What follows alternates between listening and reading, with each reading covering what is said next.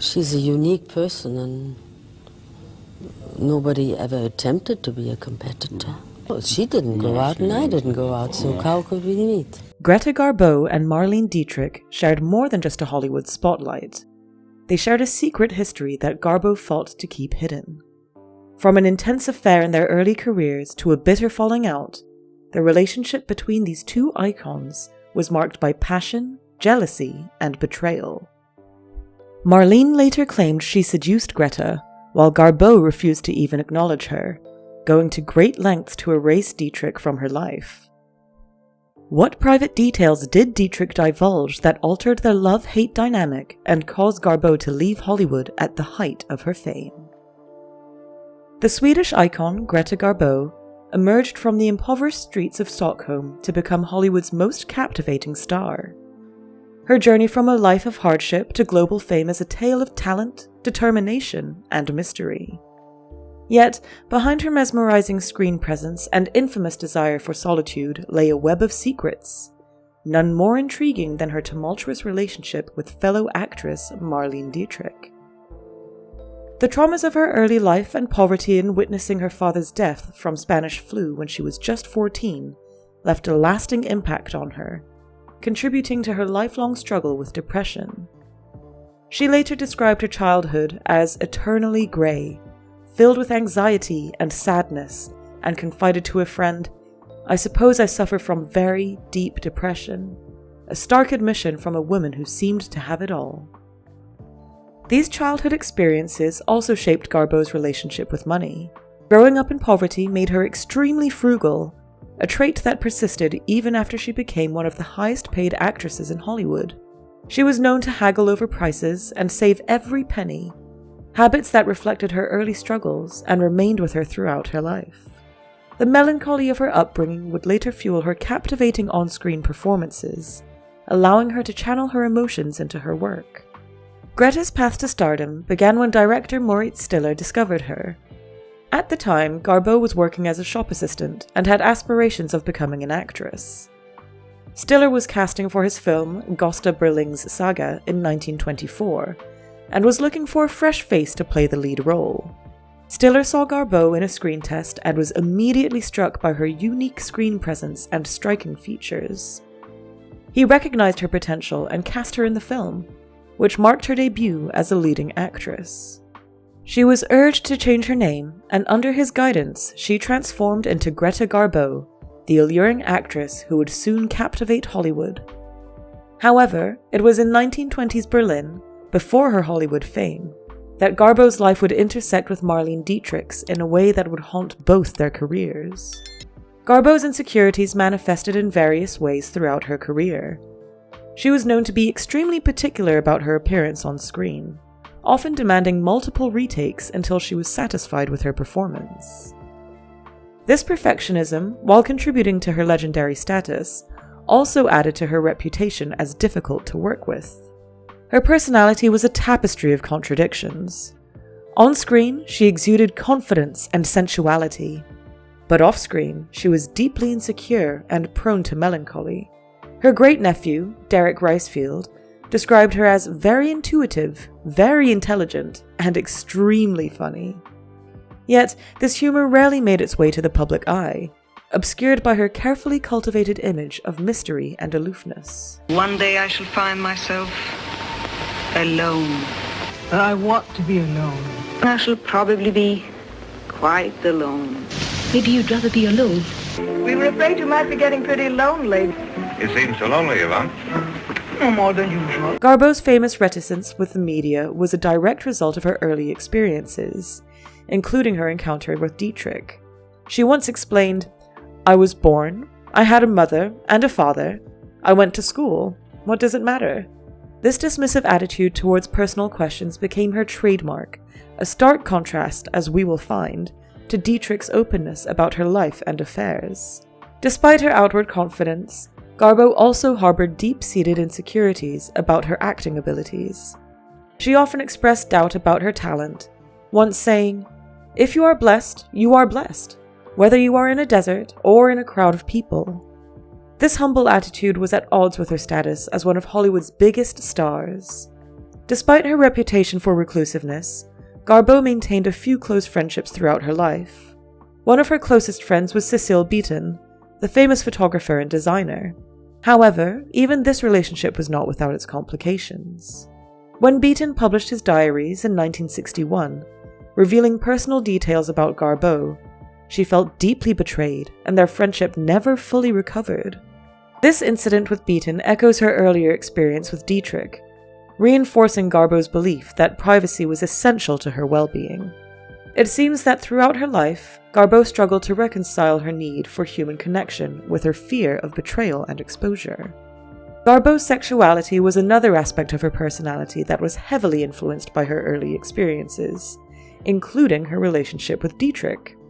While Dietrich was openly bisexual, Garbo remained intensely private about her romantic life.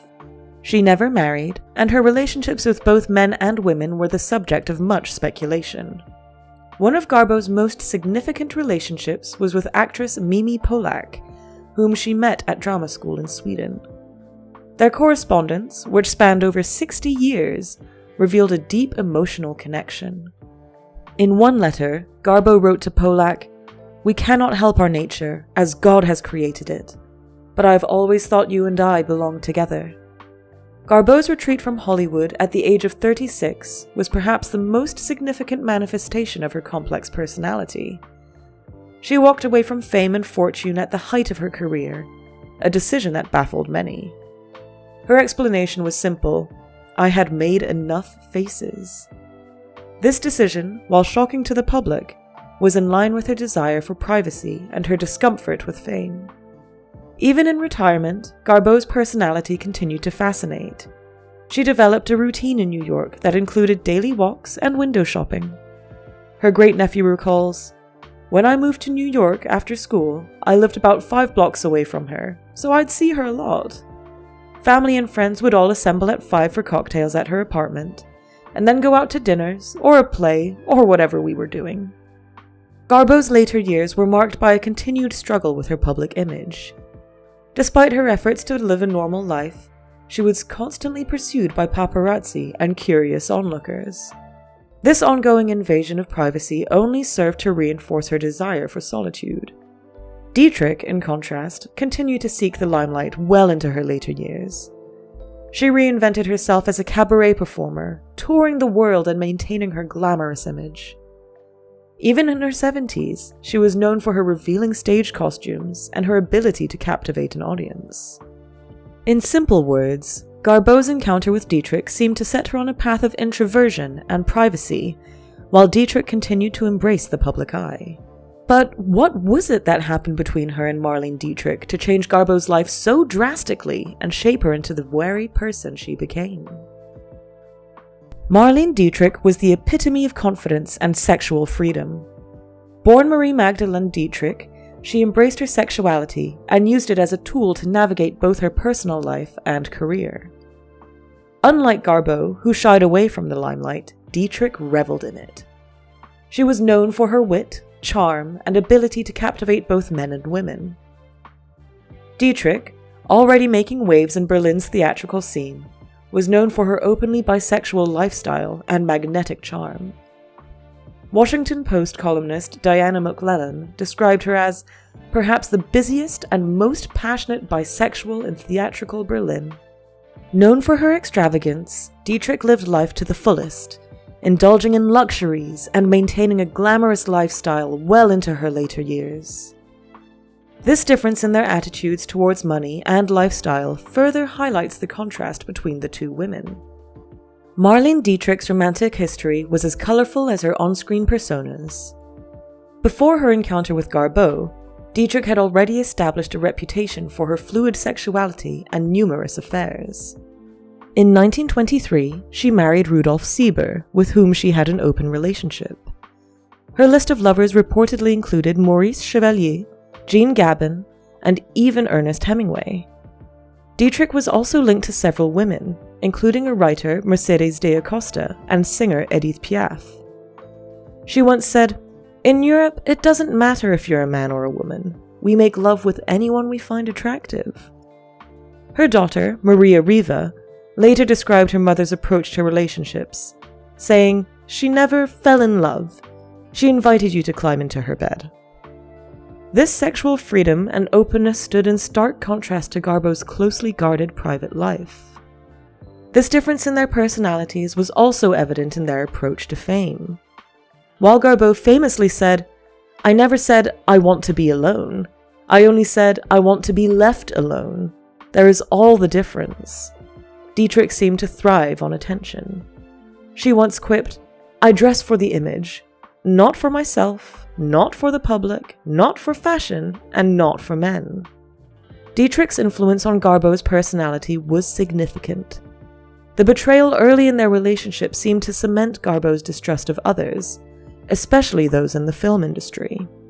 It likely contributed to her decision to maintain a small, tightly knit circle of friends and her refusal to engage with the press or public. Garbo's retreat into privacy and Dietrich's embrace of the spotlight were, in many ways, two sides of the same coin, responses to the pressures of fame and the complexities of their shared past. Dietrich's star continued to rise. She embraced the Hollywood lifestyle, reveling in the attention and scandal, while Garbo became increasingly isolated. As their careers progressed, the tension between Greta Garbo and Marlene Dietrich became increasingly palpable. The two actresses studiously avoided each other at industry events, neither publicly acknowledging the other's presence.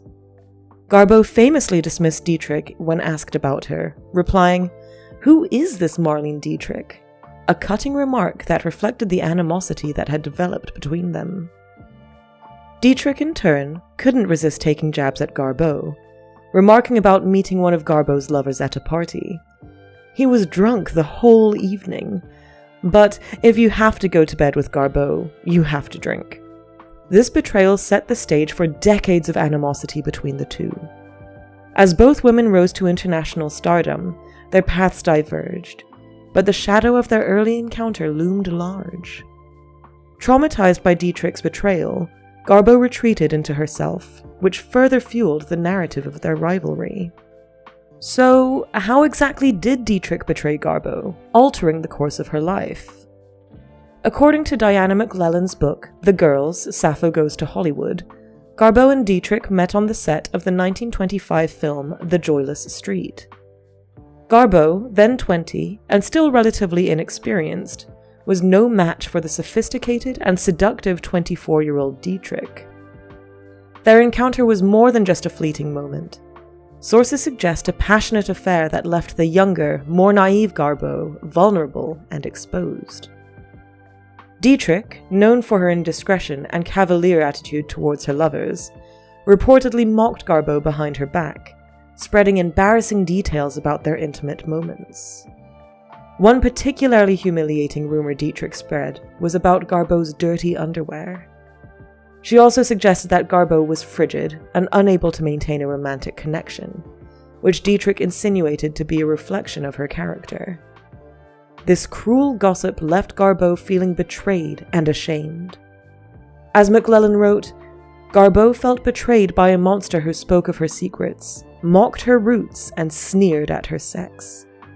She was wounded, shamed, and traumatized.